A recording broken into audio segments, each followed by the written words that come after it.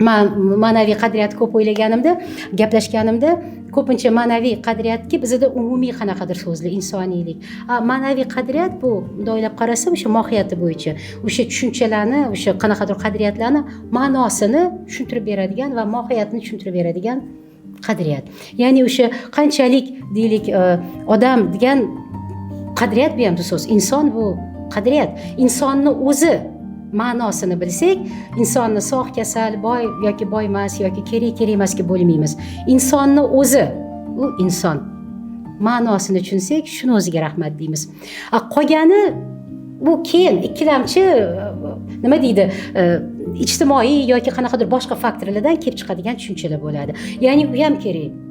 Lekin bu narsalar bu tushunchani yeb qo'ymasligi kerak. Shuning uchun hammasini o'zini joyida bo'lish kerak. Bu dunyoda hamma tushunchani, hamma bor narsani o'zini joyi bor, o'rni bor, vaqti bor. Va bizga tabiat tomonidan deylik shu hamma kerak narsamiz berilgan. Savodxon bo'lishimiz uchun o'sha aqlimiz ham bor, quloqimiz ham bor, eshitadigan ko'zimiz ham bor. Savodxon bo'lishimiz uchun o'sha me'yorlarimiz ham bor, qonun qoidalarimiz bor, hamma narsamiz bor. Qolgani o'zimizning harakatimiz. Va shu tomondan bilasizmi, shu siznikiga o'xshagan shu ko'rsatuvlarga ming rahmat. Men o'zi ko'rsatuvlarga chiqsam har doim rahmat deyman. Chunki ko'rsatuvlar orqali odamlar qanaqadir ma'lumot oladi.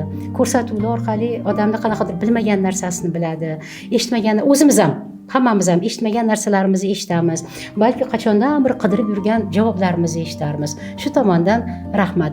Va lekin o'sha olingan bilimlar, eshitilgan ma'lumotlar hammasi xayrga bo'lsin. Ya'ni hammamizda avvalambor qadriyat tizimi ishlab bersin va shu qadriyat tizimini qoshida maqsad vazifalarimiz qo'yilib, menga shu ma'lumot kerak, xayrga ishlating deyishni bilaylik.